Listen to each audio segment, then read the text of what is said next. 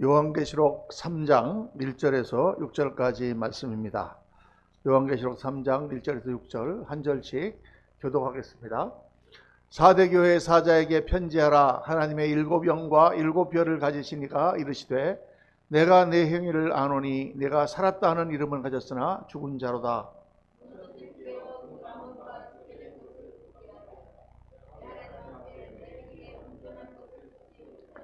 그러므로 내가 어떻게 받았으며 어떻게 들었는지 생각하고 지켜 회개하라. 만일 깨지 아니하면 내가 도둑같이 이르리니 어느 때에 네게 이르는지 내가 알지 못하리라.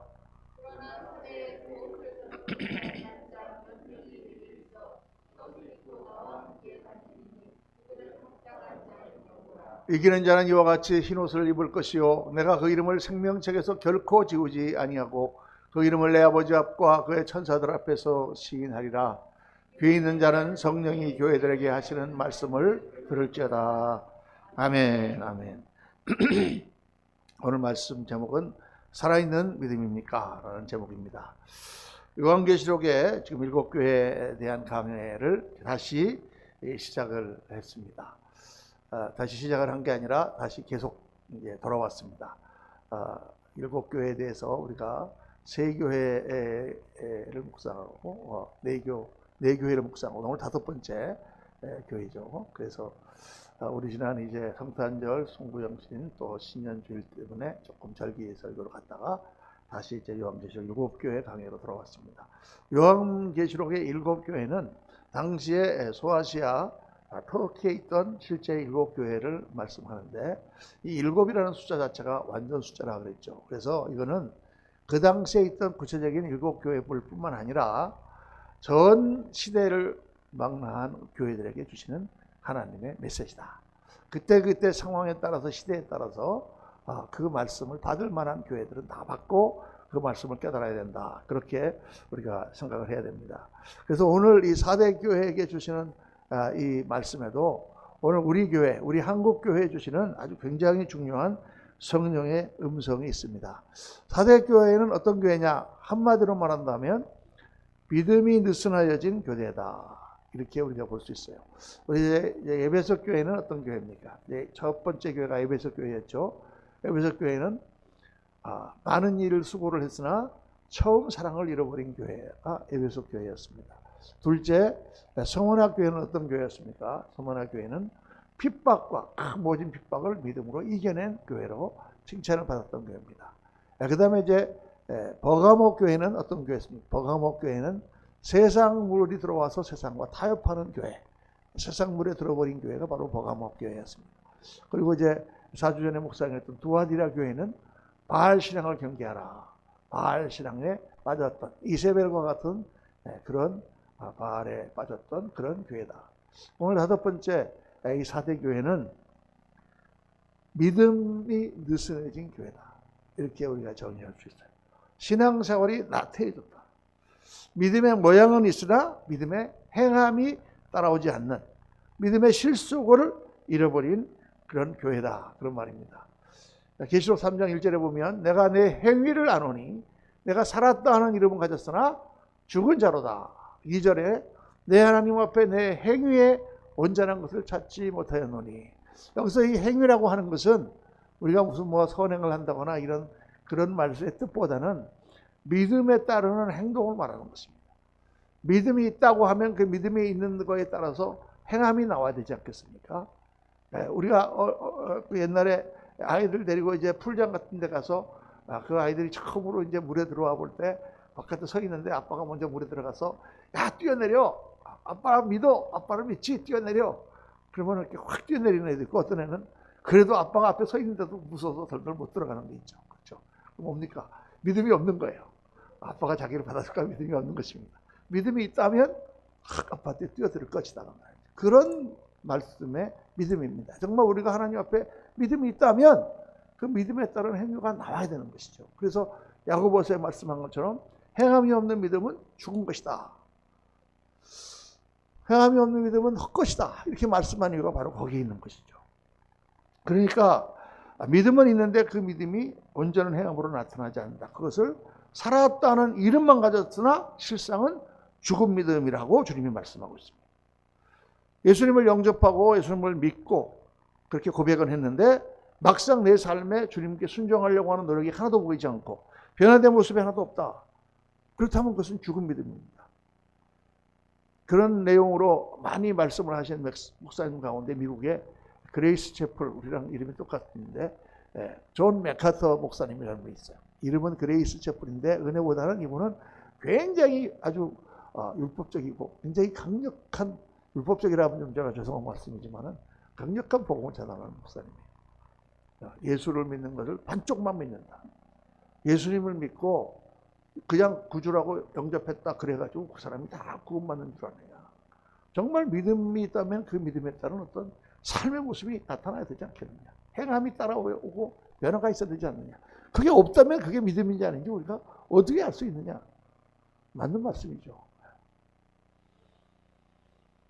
그렇습니다, 여러분.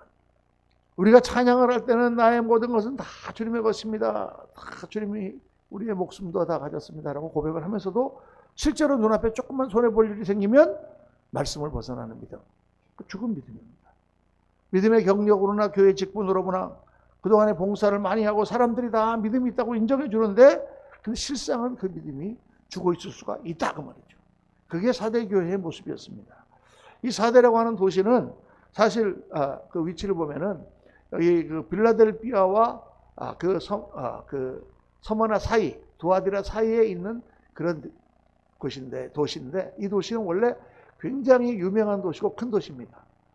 이 도시는 거기 여기 여러분 자세히 보시면 그 동그라미 된 그 안에 5개의 길이 있어요. 길이 이 별표 모양으로 이렇게 5개가 길이 있습니다. 그러니까 5개의 통로가 다 만나는 그 소아시아를 지배했던 리디아 제국이라고 있는데 그 리디아 제국의 수도였습니다. 수도였던 그런 곳이 이게 왜 그러냐면 이 도시 자체가 아주 천혜의 요새에 지어진 성이에요. 그 앞에는 그 강이 흐르고 있는데 그 강 이름이 헤모루스 강이라는 강이 지금은 이제 게디스 강이라고 합니다만은 헤모루스 강이 흐르고 있고 넓은 비옥한 평야가 앞에 펼쳐 있고 뒤에는 트몰루스 산이라고 하는 굉장히 높은 산 2155m 우리나라 한라산보다도 거의 200m가 높은 그런 산맥이 뒤에 쫙 이렇게 있어요. 그 지형을 딱 제가 다 찾아봤더니 그렇게 되더라고요. 그래서 굉장히 요새며 그 또 성이 있는 뒤에는 절벽이 있어가지고 삼면이 절벽으로 되어 있는 그 고원지대에다가 딱 성을 세워놨기 때문에 그 성을 절대로 적군이 쳐들어와도 격파할 수 없는 그런 성이었다고요. 그리고 굉장히 문화가 발달하고 모든 것이 풍요했던 그런 도시입니다. 우리가 그림을 보면은 이런 트몰스 산맥이 뒤에 이렇게 있는데 앞에 비옥한 평야가 펼쳐 있는 그런 지형인데 거기에는 이렇게 아르메티스 선심전 같은 큰 심전들이 있고 정말 굉장히 번성했던 그런 도시였습니다. 그런데 이런 도시가 얼마 되지 않아 가지고 다 그냥 페르시아가 침공할 때 BC 500년경에 그 아하수에로 왕이 침공할 때 그냥 쉽게 무너져 버렸어요. 그 다음에 또 안티오쿠스라고 헬라 제국의 그 왕이 또 침공할 때도 쉽게 무너져 버렸어요. 굉장히 강하고 굉장히 천의 요새에 둘러싸여 있는 이 성이 왜 그렇게 쉽게 무너졌는가? 그 역사학자들이 조사를 해보니까 바로 그거는 방심에 있었다는 것입니다. 삼면이 다 둘러싸여 있기 때문에 삼면이 다 절벽으로 되어 있기 때문에 거기는 쳐들어오지 못하니까 앞면만 지키면 된다. 그랬는데 페르시아 군이 들어올 때 그 절벽을 450m나 되는 절벽을 기어 올라와 가지고 뒤에서 공격한 거예요. 그러니까 간단하게 사대가 넘어갔다는 것입니다. 그러니까 이런 그 지형을 보면서 주님께서는 말씀하시는 거죠. 그 지형을 믿고 그런 모든 것이 다 잘 되는 것을 믿고 설마 절벽을 기어 올라오겠는가 파수꾼을 세우지 않았던 사대교회처럼 너의 믿음이 모든 것이 다 잘되고 편안하다고 하여 정말 적군이 침입 때 어려움이 왔을 때 내 신앙이 무너지지 않겠느냐. 내가 믿음이 있다고 자부하지만 정말 믿음이 살아있는 믿음이냐라고 물어보시는 거죠. 여러분 견고하다고 생각되는 것에 허점이 있게 마련입니다. 바벨론 성도 그렇게 무너진 거예요.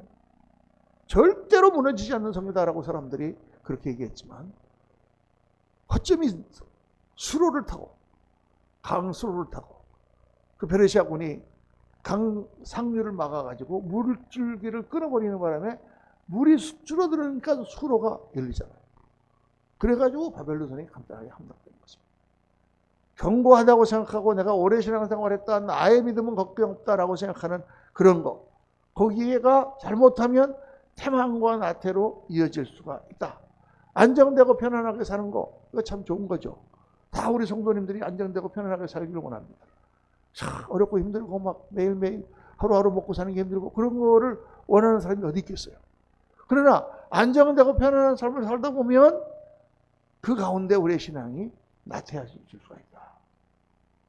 믿음 생활을 오래 한 것은 좋은 것이죠. 좀 늦게 믿어가지고 하나님을 많이 섬기지 못하는 것보다 오래 신앙생활에서 정말 주님을 많이 섬겼다. 좋은 것이지만 그렇게 오래 믿음 생활을 하다 보면 자만이 되고 형식적이 되고 신앙의 실속을 잃어버릴 수가 있다. 그러니까 이 사대교회 주시는 말씀은 어느 정도 신앙의 경력이 신앙이 있는 사람들에게 하시는 말씀이에요. 예수 믿고 구원받았다고 자부하고 그래서 내가 믿음 생활을 잘 한다고 자부하는 사람들에게 뜻밖의 마귀의 공격에 정복당하는 일이 없겠느냐. 믿음을 돌아보라고 주님 말씀하시는 거예요. 그래서 오늘 말씀에 만일 일깨지 아니하면 내가 도둑같이 이르리니 어릴 때에 내게 이르든지 내가 알지 못하리라. 여러분 이 신앙이 느슨해지면요 어떤 일이 일어나냐. 하나님의 징계가 떨어집니다. 정신 차리라고 큰 일들이 일어납니다. 무서운 일들이 일어납니다. 사고가 납니다. 그때 어떻게 정신 차려야 돼요. 정신 차려야 돼요. 주님께서 그러한 일을 통해서 깨게 하시는 거예요. 오늘 주님께서는 자신을 표현하면서 뭐라고 표현하시느냐. 하나님의 7영과 7뼈를 가지시니가 이르시되 무슨 영을 무슨 세나요? 7영이라는 것은 7 자체가 상징적인 완전수자라고 그랬죠.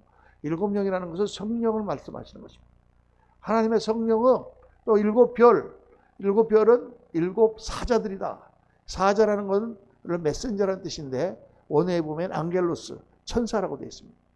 그러니까 하나님의 영과 천사가 온 세상을 다 두루 살피시고 다 모든 것을 주관하고 계시죠.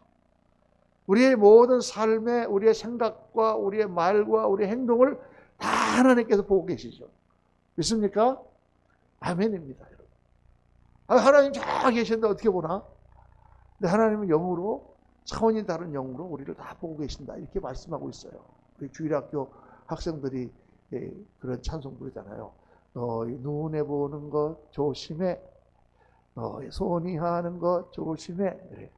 하늘아버지께서 항상 지켜보시니 너희 눈이 보는 것 조심해. 그런데 그 찬송이 맞는 찬송이죠.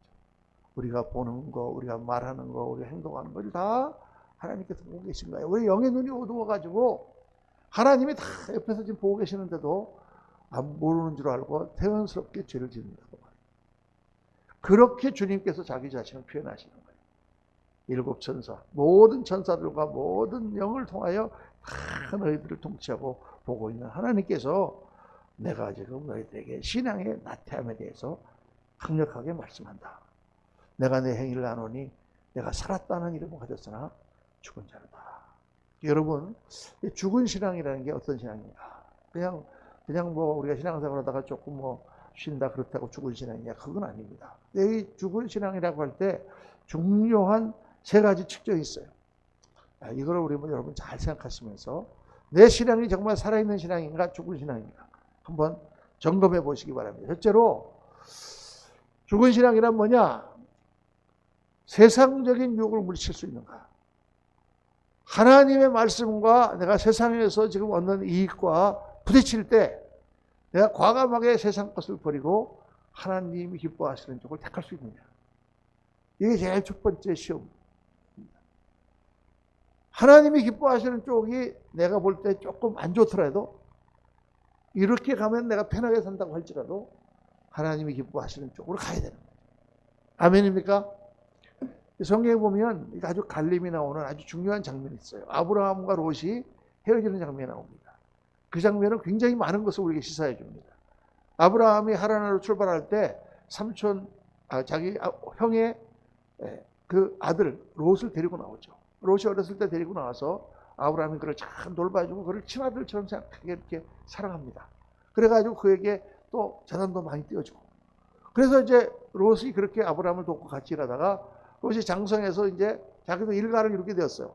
롯이 가지고 있는 목자가 너무 많고 양이 많아가지고 도저히 같은 지역에서 그 풀을 먹고 같이 할 수가 없게 됐어.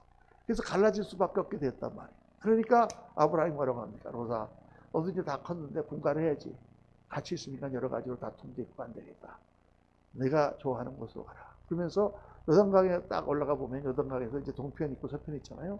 동편은 사해, 그 요단강 하류 사해 유역으로 풀이 많고 넉넉하죠. 지금은 사해가 다 죽은 바다지만 그 당시에는 거기가 그 하류 지방에 소돔과 고모라가 있던 아주 비옥한 지역입니다. 그쪽이 있고 서쪽에는 헤브론 산지가 있는데 굉장히 척박하고 양떼를 키우기에는 별로 좋지 않은 그런 곳이에요. 그런데 아브라함이 롯에게 야, 네가 먼저 택해. 네가 우하면 나는 좌하고 네가 좌하면 내가 우하리라. 이렇게 말하죠. 우리 같으면은 롯이 당연히 아유 삼촌이 먼저 하세요. 삼촌이 좋은 곳으로 하세요. 제가 험한 데로 가지. 이렇게 했어야 될 것 같은데 롯은 그렇게 하지 않고 알았습니다. 그럼 딱 벗어 보니까 동편 쪽이 훨씬 더 부욕하고 풀이 많고 좋잖아요. 난 동편으로 가겠습니다. 아브라함이 그래. 나는 서편으로 간다. 동편은 굉장히 비옥한 땅이었습니다. 맞습니다. 그런데 동편에는 소돔과 고모라가 있는 땅입니다. 거기는 비옥하지만 죄악도성이었다고 말이에요. 거기는 장사가 잘 되는 곳이었지만 하나님 말씀이 어긋난 곳이었단 말이에요. 아브라함이 택한 서편 산지는 헤브론 산지. 거기는 굉장히 좀 산지고 거칠고 언덕이 많고 양떼를 먹이기 적합하지 않은 곳이었지만 거기는 예루살렘, 후에 베들레헴 그런 유다가 있는 바로 그곳이 헤브론 산지입니다. 아브라함의 믿음의 길을 갔고 롯은 세상 편한 길로 그쪽으로 갔어요. 그런데 그러면 그렇게 갖고 롯이 잘 됐습니까? 이게 중요한 거예요. 그럼 그렇게 하나님이 기뻐하시는 쪽이 아닌 쪽을 갔다 그래갖고 잘 됐다 그러면은 뭐 그런가 보다 그럴 텐데 거기 가서 어떻게 됐어요? 거기 가서 그냥 소돔 땅을 쳐들어온 바벨론 군대 잡혀가지고 메소포타미아 군대에 끌려가가지고 포로가 됐다가 한신이 돌아오고 나중에는 소돔성을 심판할 때 완전히 쪽박도 못 차고 그냥 저기 산에 올라가고 동굴에서 사는 완전 쫄딱 망했잖아요. 그렇죠? 하나님의 말씀대로 가지 않고 그렇게 가면 처음에는 뭔가 조금 이렇게 잘 되는 것처럼 보일지 몰라도 궁극적으로는 망합니다. 하나님 믿음의 사람은 그냥 내버려 두지 않기 때문에. 그러니까 이런 거를 제가 참 성도들한테 말씀드릴 때가 참 어려울 때가 많습니다. 그래서 직장이나 사업이나 이런 거에 대해서 내가 이렇쿵저렇쿵 말씀드리기가 참 어려워요. 근데 어떤 성도님이 와서 새로 사업을 시작한다고 저한테 기도를 부탁하는 거예요. 근데 목사님 근데 좀 이게 어려운 게 있는 게 제가 지금 이번에 백화점 몰에다가 가게를 하나 내도록 됐습니다. 잘 되셨네. 그런데 이 백화점 안에서는 이 가게를 주일날 문을 닫을 수가 없는 거예요. 왜냐하면 다 다른 백화점이나 몰이 다 문을 다 여는데 자기가 가면 딱 빠지면 되겠습니까? 그 백화점에서 그렇게 허락을 안 하는 거예요. 그래서 주일날 교회를 못 나옵니다. 이거 내가 축복을 해줘야 되는 거예요? 말아야 되는 거예요?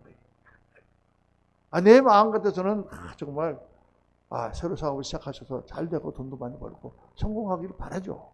바라는데 그게 예배도 드리지 못하고 믿음이 떨어질 것이 분명하다 그러면 그걸 어떻게 기도를 해주냐 그 말이에요. 기도를 해드리긴 해드리면서도 참 마음이 없습니다. 물론 뭐 우리 간호원들이라든가 무슨 뭐 소방서 이런 데 계신 분들이 주일날 못 나오시는 직장 때문에 못 나오시는 분들이 많았어요. 옛날에 목회할 때. 간호원들이 뭐 당직을 서야 되니까. 그러면 주일날 못 나오면 하다못해 토요일날이라도 새벽기도 나오든가 아니면 수요일날이라도 나와서 예배를 드리고 하나님 앞에 최선을 다해서 믿음을 지켜라. 제가 이렇게 권면하죠. 근데 정말 그런 작은 일부터 시작해서 정말 하나님이 기뻐하시는 길이냐 내가 세상에서 살기 위해서 하는 일이냐라는 그런 선택에서 세상 것을 딱 버리고 하나님을 딱 따르는 거에서부터 신앙이 자라기 시작합니다. 그거를 못하면은 맨 신앙은 그냥 거기서 맴도는 것입니다. 이게 참 중요한 고비죠. 그래서 말씀 보면 마태복음 6장 33절에 우리 다 같이 한번 읽겠습니다. 그런즉 너희는 먼저 그의 나라와 그의 의를 구하라. 그리하면 이 모든 것을 너희에게 더하시리라. 믿습니까? 아멘. 그렇습니다, 여러분. 하나님 말씀하셨잖아요. 믿는다면 아까 뭐라고 말씀해요? 믿는다면 행함이 있어야 된다. 뭘 행해요? 너희는 먼저 그의 나라와 그의 의를 구하라. 구해봐라. 그 말이에요, 하나님께서. 그러면 내가 이 모든 것을 너에게 주시겠다 말씀하셨죠. 하나님이 주시는 참 행복을 주신단 말이에요. 물질뿐만 아니라 정말 주님 앞에 사랑과 행복하고 아름답고 보람찬 삶을 주신단 말이에요. 정말 그렇습니다, 여러분. 저는 제 삶을 통해서 이걸 너무너무 체험하고 살았던 사람이에요. 우리 성도님들 보면서 너무너무 이걸 100% 경험하고 살았던 사람이죠. 그래서 여러분 항상 무슨 일을 할 때 기도하세요. 이게 정말 하나님 나라와 그 일을 구하는 일인가? 하나님 기뻐하시는 일인가? 하나님 축복하시는 길인가? 기도해 보시고 아닌 것 같으면 2번 생각하고 3번 생각하고 깊이 기도해 보세요. 사람 말 듣고 그냥 가면 안 됩니다. 여러분 이 선택, 신앙의 선택은 절대 쉽지 않습니다. 그런데 신앙의 선택의 시점에서 아니다. 내가 까짓 거 돈 얼마 된다고 내가 하나님 말씀을 어기겠는가? 이렇게 딱 나가면 그 사람은 정말 하나님께서 들어서십니다. 우리가 어떤 신앙을 얘기하느냐? 순교자의 신앙을 얘기하잖아요. 주를 위하여 순교하겠다. 북한이라든가 뭐 이런 데서는 아직도 순교자가 많이 나오고 있습니다. 그건 뭐 먼 나라 일이니까 우리와 상관없습니까? 그런데 막상 지금 무슨 일이 일어나가지고 우리나라에 와서 총을 딱 들이대고 또 죽을래 예수 믿을래 하면 어떻게 하시겠어요, 여러분? 생각 안 해봤습니까? 뭐 그냥 목숨이 더 좋은데 몇십 년 더 살아야 되는데 그냥 예수님 부인하고 그냥 사시겠습니까? 그럴 수가 없잖아요. 어떻게 그 순간 주님을 부인하겠습니까? 여러분 만약 그렇다면 우리가 순교도 할지라 이까지 거 뭐 세상 거 그거 얼마? 정말 하나님 앞에 그렇게 하나님을 위해서 포기할 수 있는 사람, 그런 사람을 하나님 찾고 계시고 그런 사람을 들어 쓰신다. 오늘 그렇게 하나님을 선택하는 믿음의 소유자들 되시기를 예수님 이름으로 축원합니다. 두 번째 중요한 시험, 리트머스 시험지는 뭐냐면 어려움과 시험 가운데 믿음을 지키는가. 고난과 어려움이 당할 때, 사고를 당할 때, 문제를 만날 때 그때도 계속 믿음을 지키는가. 여러분 신앙생활 하다 보면 어려움과 시험이 올 때가 있습니다. 그러나 그때도 역시 주님은 변함없이 나의 주님입니까? 아니면은 모든 것이 잘 되고 축복이 임할 때는 주님 하다가 정말 축복도 다 사라지고 어려움이 오면 주님이 이거 먹고 다 소용이 없는 것입니다. 그러니까 아주 중요한 갈림길이에요. 여러분 진짜 신앙은 뭐냐? 잘 될 때도 하나님 앞에 감사하고 잘 될 때도 하나님을 정말 잘 섬기지만 어렵고 힘들 때도 절대 낙심하지 않는 신앙입니다. 물론 어려우면 낙심되죠. 기분 좋을 리가 있겠습니까? 그런데 신앙이라는 것은 뭐냐? 그 낙담되는 마음을 불러일으키는 것입니다. 제가 어려움을 당한 성도들 계시면은 제가 가서 그렇게 권면합니다. 여러분 여러분 성도님의 믿음이 언제 필요한 것입니까? 바로 이때를 위해서 믿음이 있는 거 아니냐? 어렵고 힘들 때를 위해서 믿음이 있지 않았냐? 그때 믿음으로 이기고 나가는 거지. 다 잘되고 모든 것이 편안할 때 믿는 거야. 그거 그냥 다 누구든지 하는 거 아니냐? 그렇습니다, 여러분. 어렵고 힘들 그때 내가 정말 지금까지 평생을 믿어왔던 하나님, 그 하나님을 의지할 때요. 그때 우리 믿음이 필요한 거 아니에요. 그때 이기는 사람, 그게 우리 살아있는 믿음입니다. 그때 낙담하면 안 돼요. 네, 여러분, 그 어려움을 당할 그때의 그 믿음의 진위가 진짜냐 가짜냐가 드러납니다. 고린도전서 3장에 보면 주님께서 아주 중요한 말씀하시죠. 때가 되면 내가 불로 시험이 올 거다 그랬어요. 불로 시험이 오면 우리의 믿음의 공력이 다 그 불 가운데로 지나갈 때에 금이나 은이나 보석으로 지은 거는 다 살아남고 나무나 지푸라기로 지은 것은 다 불로 살라버립니다. 신앙이 진위가 드러날 때가 언제냐? 어려움이 오고 문제가 왔을 그때에 정말 하나님 의지하고 하나님 붙들고 보석과 같이 살아남느냐, 아니면 그냥 지푸라기 같은 믿음이냐.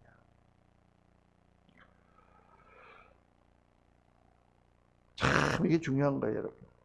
그래서 제가 이 고난과 이 문제에 대해서 제가 생각나시는 분이 있습니다.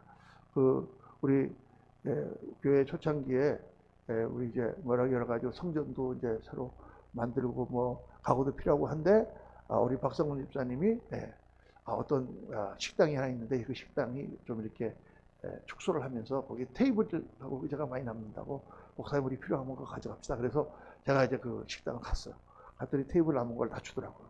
갖고 오는데 거기 이제 주인 사장님이 참 마음씨가 좋으신 분이에요. 그래서 제가 또 전도하려고 물어봤습니다. 교회 다니세요? 물어보니까 그 여사장님이 뭐라고 하시냐면, 처녀 때는 나 열심히 교회 다녔는데 결혼하고 나서 교회를 못 다녔다. 결혼했더니 남편도 안 믿고 집도 다 안 믿고 다 불교 믿고 그러는데, 자기가 좀 처음에 나가보려고 했더니 너무 막 뭐라고 그러고 그래가지고 그냥 교회를 안 나가다 보니까 지금 거의 10몇 년째 교회를 한 번도 못 나갔대요. 지금 너무 마음이 아프더라고요. 어떻게 해서든지 다시 교회를 한번 나가보시죠 그랬더니 그래야 되는데 마음이 무거워요. 마음이 무거운 채로 계속 사시고 계시는 거죠. 근데 그거를 못 이긴 것입니다. 그런데 제가 생각나시는 분이 한 분 있는데, 제가 처음 뉴욕에서 전도사 때 교회를 개척했을 때 같이 교회를 개척했던 그 집사님 가정이 있어요. 그 권사님이 조한승 권사님이라는 분인데, 이분이 어디로 시집을 갔냐면은 충청남도 논산에 5대 종선집으로 시집을 갔어요. 시집을 갔는데, 그때 이제 남편은 청년이고 철도고등학교 나와가지고 이제 기관사를 하고 계셨던 그런 분인데, 새로 이제 결혼을 했으니까 얼마나 좋아요. 막 부인이 보고 싶어서 막 빨리 막 이제 기차를 몰고 논산역에 대고 집으로 가려고 나오는데, 어머니가 그날따라 마중 올라와 있더래요. 어머니 왜 나까지 나오셨어요? 그랬더니 딱 한 소리가, 얘야 큰일 났다. 우리 집에 예수쟁이가 들어왔다. 그러더라고요. 이게 충청도 아주 제사만 그냥 매달 2번, 3번씩 제사 드리는 그런 가정인데, 딱 예수 믿는 데 들어와서 자기는 제사 못 드린다, 자기는 교회 간다. 그렇게 하니까 그냥 뭐 이 며느리 뭐 말도 못하는 핍박을. 그 권사님 보면은 이 위에 머리가 하나도 없어요. 머리가 거의 성그러 몇 개 없어. 왜 그러냐? 하도 젊었을 때 머리채를 잡고 이렇게 휘둘려가지고. 그리고 뭐 그 남편이 뭐 그냥 그 당시 그랬잖아요. 뭐 성적체가 빡빡빡 찢어가지고 다 바깥에다가 쓰레기통에다 버리고, 아들 둘을 갖다가 빨개 벗겨가지고 교회 간다고 그러니까 빨가 벗겨가지고 막 눈밭에 내쫓고 그랬다. 애들도 엄마가 주일학교를 데리고 가니까. 정말 얘기만 들어도 끔찍하잖아요. 근데 그랬는데 그 가정은 이제 미국 갔는데, 그래도 뭐 자기는 죽어라고 그냥 숨어서 나중에 두들겨 맞을 각오하고 교회 나가서 예배 드리고 또 와서 또 두들겨 맞고 그러면서 교회를 나간다. 나중에 미국 와가지고 남편 되시는 그 집안에 있는 나무를 자기가 자른다고 올라갔다가 나무에 떨어졌어요. 그래가지고 몸이 12군데가 다 부셨어요. 안 부러진 데가 없이. 그리고 병원에서 이렇게 누워있으면서 전도를 받아갖고 예수 믿고, 그래갖고 그분이 변화돼갖고 우리 교회 장로님이 되셨어요. 그분만 장로님 되신 게 아니에요. 그 시어머니, 그렇게 핍박을 많이 했던 시어머님이 명예권사님 되셔가지고 소청하시고, 또 자식들이 다 예수님 너무 잘 믿을 뿐 아니라 큰아들은 선교사로 나가가지고 저랑 평생 같이 도역하는 임병필 선교사입니다. 온 집안이 다 예수님 믿고 주의 종들을 많이 배출하는 그런 가정이 됐어요. 야, 참 제가 그 말씀을 간증을 들으면서 제가 그 부분은 정말 내가 존경합니다. 그리고 정말 어렵겠죠. 한 번은 이게 이제 남편이 군대를 갔는데, 군대 가가지고 그때 장기 복무를 하다 보니까 하상원이 됐는데, 그냥 군대 가서도 이 여자가 그냥 교회를 가는 거야. 그러니까 그냥 화가 나가지고 어느 날 술 한잔 먹고는 그 5갤론짜리 휘발유를 들고 교회를 불태운다고 찝쳐 몰고 갔대. 가서 다 불태워버린다고. 딱 갔더니 손을 잡고 기도하고 있는데 군단장 사모님하고 같이 기도를 하고 있다는 거야. 막 뜨거워라. 야, 군단장 사모님도 저렇게 교회 다니시는구나 싶어가지고 그래갖고 자기가 못했다고 자기 입으로 간증하시더라고. 그러던 분이 예수님 믿고 변화되고 그리고 교회에 섬기고 나중에는 장로님이 되었어요. 참 믿음의 승리죠. 그러니까 딱 보면은 어려움과 믿음이 왔을 때 승리하는 사람이 있고 패배하는 사람이 있어요. 여러분 승리자가 되시기를 주의 이름으로 축원합니다. 셋째로 신앙의 자만에 빠지지 않았는가. 신앙의 자만에. 첫째는 뭡니까? 첫째는 우리가 세상의 유혹 가운데서 믿음의 길을 선택할 수가 있는가. 두 번째는 핍박과 어려움이 왔을 때 내가 이겨낼 수 있는가. 세 번째는 내가 신앙의 자만에 빠지지 않았는가. 특별히 신앙생활을 열심히 하는 사람 중에 이렇게 생각해요. 스스로 이만큼 믿으면 됐지, 더 이상 내가 어떻게 하겠나, 이렇게 생각하시는 분들이 있습니다. 신앙에는 이만큼 됐지가 없어요.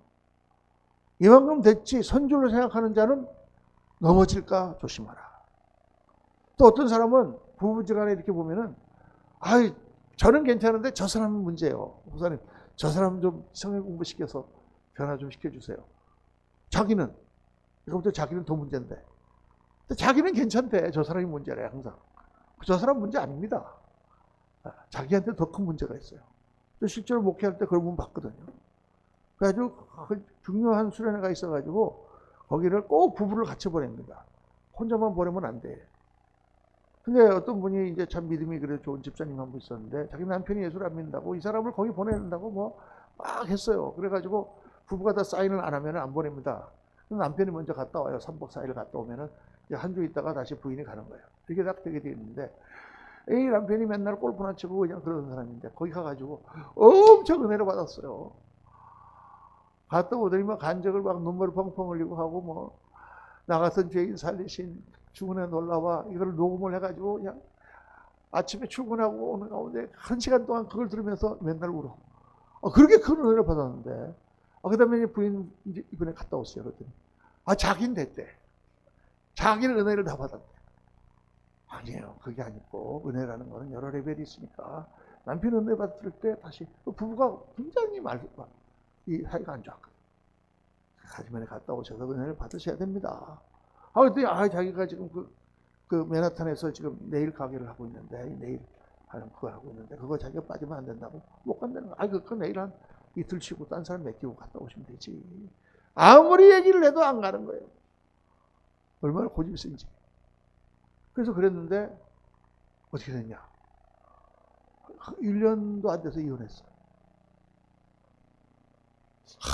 참 아깝습니다. 거기 갔다 와서 이혼까지 했던 사람이 다시 화합하신 분들도 많고, 또 이혼하기 직전 갔던 분들이 은혜를 받아가지고 행복하게 사는 사람이 너무 많거든요. 그 프로그램에 갔다 오면. 근데 이 가정은 정말 은혜를 많이 받았는데, 부인한 거예요. 제가 얼마나 정말 안타까웠는지 몰라요. 여러분, 그 신앙의 자만이죠. 나는 됐는데 저 사람, 그게 어디 있어, 저 세상에. 부부지간에 문제가 있으면 손바닥은 마주치니까 소리가 나는 것입니다. 한 사람이 잘못한 경우는 절대 없어요. 양쪽 다 문제가 있는 거죠.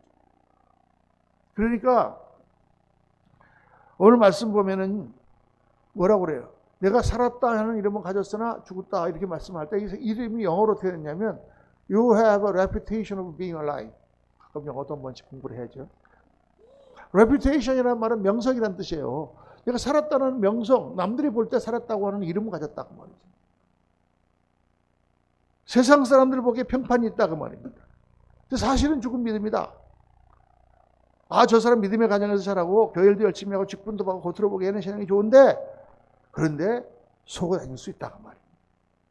이거는 자신만이 아는 거예요.